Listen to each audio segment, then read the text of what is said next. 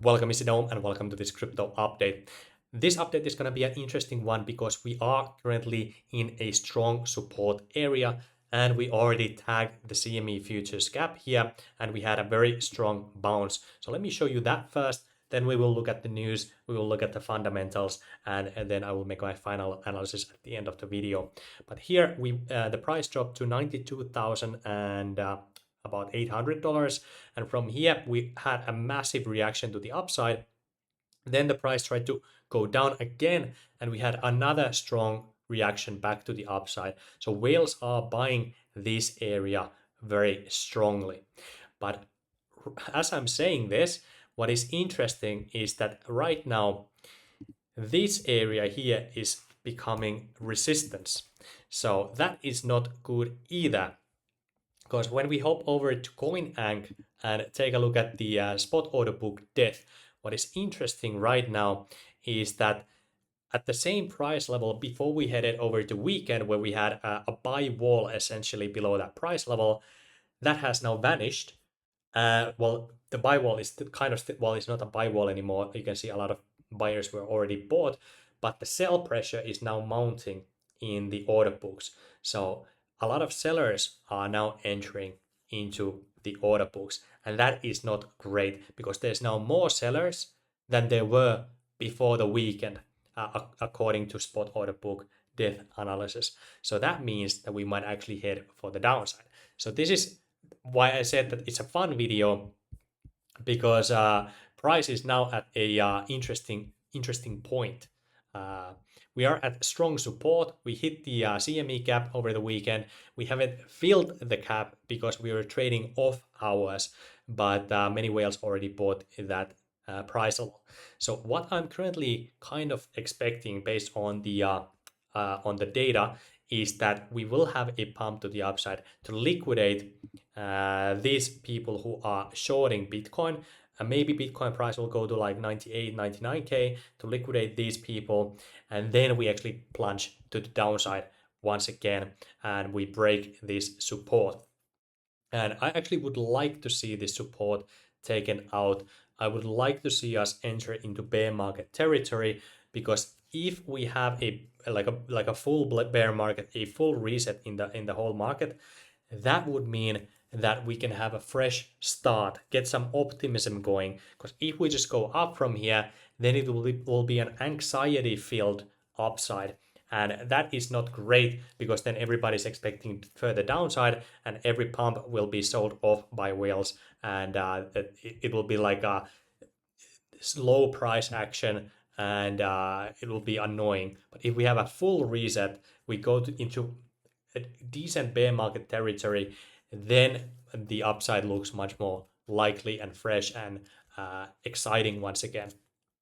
So what I've been saying for the last couple of updates, like here I said that it's likely that we go to this price level because it would be this trend high, and then we plunge down. But instead we just plunged down immediately. And at this price level, I said that okay, from here is actually likely, because there were a lot of bids in the order books, that we will have that, and there were a lot of liquidations basically above us, that we will go tag these highs here and then plunge down.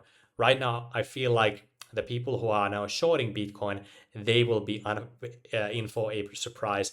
They will get manipulated, and people who are buying Bitcoin here, they will be in a world of hurt when Bitcoin plunges and breaks this support. But to contrast this once again, this is funny. When we take a look at the Fibonacci sequence, you can see that we are at 0.618 Fibonacci level right now, which is usually a very, very strong price point. If this does not hold, then the next Fibonacci would be here, 0.786, and that would take us to roughly 85K price level. So if this level fails, then it's likely that we head to the 86, 85K, somewhere there. So that's essentially what I'm currently looking for, some kind of a move there. But I would like to see a short squeeze to the upside, go back to this low here, and then continue further to the downside. And then here at 85K, we can look for a nice reversal. Now, what is interesting here in the charts as well is when I hop over to the weekly view, and we compare this bull run compared to the previous bull run top. When we take a look at the RSI on the weekly, what is immediately evident is that we had lower highs and lower highs, as the price had higher highs and higher highs. So this is showing that the momentum is shifting to the downside. And right now, the RSI is actually trading below this supporting trend line already, signaling me that the momentum is actually about to go lower. Now we could have that move to the upside already, but then we might actually have a move out of this structure to the downside. That's something I would like to see personally, to take this market into a nice bear market territory to reset everything, and from there we can look for new highs. Now if that plays out, and looking at what happened previously here on the chart, we had something similar. We had lower highs and lower highs here on the RSI, and then we also had this support level for the RSI here, and that actually got, uh, maybe you can see it. You can see that this was broken to the downside as well, and then the RSI went below the value 30. And usually when you see the weekly RSI on Bitcoin below 30, that is a massive, massive, massive buy zone. So if the RSI of Bitcoin would go to 30 level, there's quite a big of a drop to go there. Right now the RSI is about 40. If it would go to 30, that, or below 30, that would be a very, very, very massive and beautiful buy area, in my opinion. So if that plays out, then I will be massively buying Bitcoin, and I would like to see that as well to get a fresh start on Bitcoin. But like you saw here, when we went to that 30 area, it wasn't an immediate bounce. We had some bounce to the upside, and then we had further moves to the downside. So from here, this was on June 2022, and that continued until November. So that was roughly 6 months of all kinds of shenanigans. But after 6 months of everybody giving up on crypto and FTX collapse and all kinds of things, then we finally broke out of this RSI trend to the upside.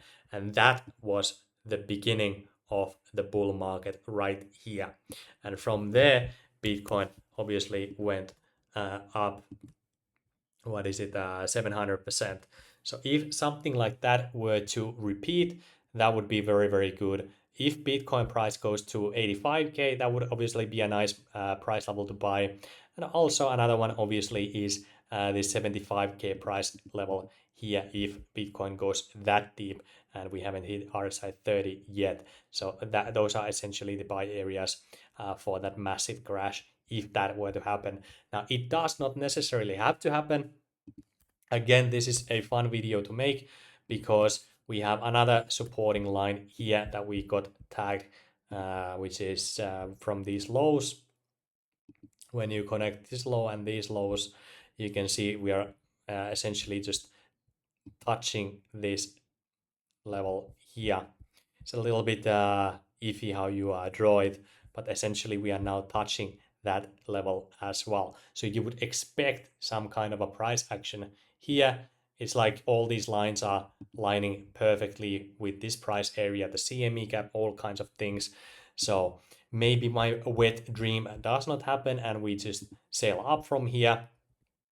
But all in all, I would expect to see a pump to the upside first, even though we are seeing a lot of sell orders enter the order books. Now, looking at the news, there's a couple of things you need to know. First off is what's going on with Venezuela. So Trump says that he has sort of made up his mind on whether to attack Venezuela or not. And he continues, I can't tell you what it would be, but I've sort of made up my mind. What does that mean? Will he attack or no? Only insiders know, and they will obviously trade it. But I can't tell you what it is, but we made a lot of progress on Venezuela in terms of stopping drugs from pouring in. I think what's actually happening is that some of his cabinet is saying like, do not attack Venezuela, please. That means that we will lose the midterm elections, which is much more important to Trump than anything else. So if he's pressured from attacking Venezuela, it will only happen because his insiders are telling him, do not attack Venezuela. It will be the death of Republicans. So I don't know if they will attack or not, but if they don't attack, I think it's going to be other Republicans telling him, don't do it. That's going to be very bad for us. On the poly market, what is interesting is when we take a look at the chances, if there will be an attack by United States against Venezuela by November 21st, you can see that the chance is only 5%. And on this chart here, I'm not seeing any kind of insider trading activity. Yes, we saw this interesting pump here on November 16th, but overall, you can see that since November 15th, this has massively gone to the downside here. We are not seeing whales buying this off. So at least if the insiders are trading, they are not trading on poly market and buying the Venezuela military engagement. So that is good news that maybe they will not attack this week. But what I would like to see anyway is that the uh, is that the uh, uh, the sorry what I would like to see is that either they back off or they attack Venezuela as soon as possible so we can get this fear out of the market. But if it stays there, then my case that we will actually head to these lower price levels starts to look more and more likely. But anyway, that's there. I don't know when it will happen or it will not happen, but it exists. Another thing you need to know is that there was two funds that were taken down. So UBS Group AG has liquidated two invoice finance funds, and they had some exposure to a company called First Brands Group, and that's why they took out those funds. And something similar actually happened in 2007, and everybody said, oh, the financial analyst says, like, nothing to worry here. Stock markets are at all-time highs. This is just an isolated event. Don't worry about it. So it's essentially the same thing now that it was in 2007. And George Gammon has made a video about this, saying that, holy shit, two subprime hedge funds just blew up, and he's essentially comparing this to 2007-2008 crisis, calling it a big short 2.0. But one thing you need to know about George Gammon is that almost every month he posts a video saying that now is 2007 again. No, now it's 2007 again. No, now it's 2007 again. So he's almost always bearish and expecting a massive crash, and then it rarely actually materializes. But anyway, he has a very good video if you want to know more about it, which I suggest you look at least to factor into your analysis. So there's that going on at the same time. Now, helping over to fundamentals, institutions have stopped buying Bitcoin, and that is not great. In fact, there's some sell pressure from institutions already, but if we just take a look at the amount of Bitcoin in treasury companies and in these ETFs in total, there has been no movement at all to the upside or downside in the last 30 days. Everything has been flat. But as you can see, there was a sell event here about a week ago. So that is obviously not good if institutions are not buying, because it has been institutions that has given us this whole bull market. So what I would like to see is institutions coming back to crypto, because if they don't, then it's actually likely that we do head lower.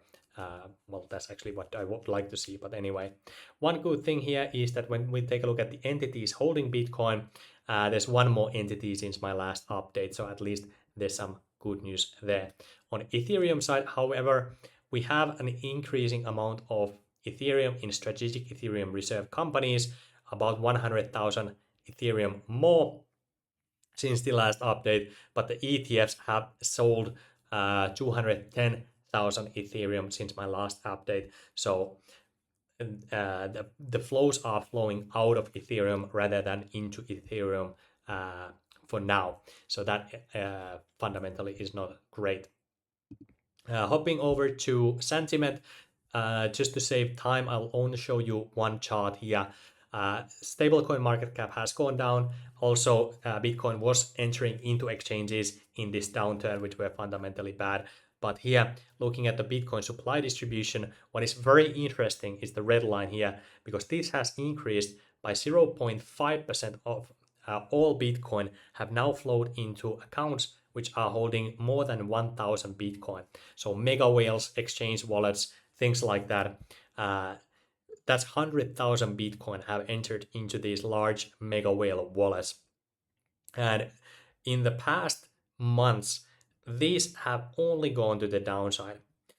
So when we see a trend shift that they are starting to accumulate now, that means that they believe this price area is very good for them and they are happy to buy Bitcoin at this price level. So mega whales are back in action, but the yellow line, which is wallets that are holding 100 to 1,000 Bitcoin, they have been selling. So this is institutional capitulation and whale accumulation, mega whale accumulation. So that is interesting, but the maybe a bad thing here is that these mega whales were not bullish on Bitcoin at these price levels. So what I would expect them to do is when we have a short-term rally to the upside, they will be the first ones to sell. So if institutions do not hop in, then it's likely that we head lower from there. So all in all, fundamentals don't look beautiful in my opinion. But looking at Bitcoin liquidation map, here, like I told you guys, most liquidations are on the upside, roughly to 99K, 100K price level. So this liquidation zone here is in imminent danger. There's some liquidations below us as well. And I saw a lot of limit buy orders getting hit, obviously, when the price hit that CME cap. So maybe there's some more longs as well, which are for whatever reason not showing in this chart here. But all in all, most liquidations seem to be above us. So that's good. But then looking at the spot order book death, here what is interesting is right now we are seeing red in the charts here, which is signaling that sell pressure is mounting up. And right now the spot buy orders that we had before the weekend, they have been dried up, they have been bought off, and right now there's not new limit buy orders entering the spot order book. Meanwhile, the limit sell orders are hitting the spot order books, signaling that these whales that bought the dip are very happy to now sell off already, or some whales that have been waiting for some kind of a signal to either a pump to the upside, they are now selling once again. So this is not signaling great news for Bitcoin, in my opinion. We do not want to see whales, which are mostly using these limit orders, piling up on sell pressure at this very minor small pump to the upside here. So that is obviously not good. So currently what I'm kind of expecting for the start of the week is that at some point this week, if we don't have an attack on Venezuela, we go back to this price level here, back to 100K or 99K. And from there, we have liquidated those longs and we flip bearish.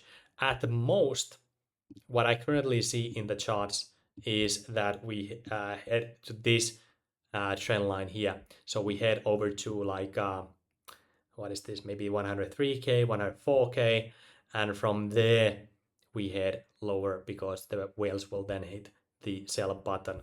So these two price levels, some moves from there, and then we head lower. Now, if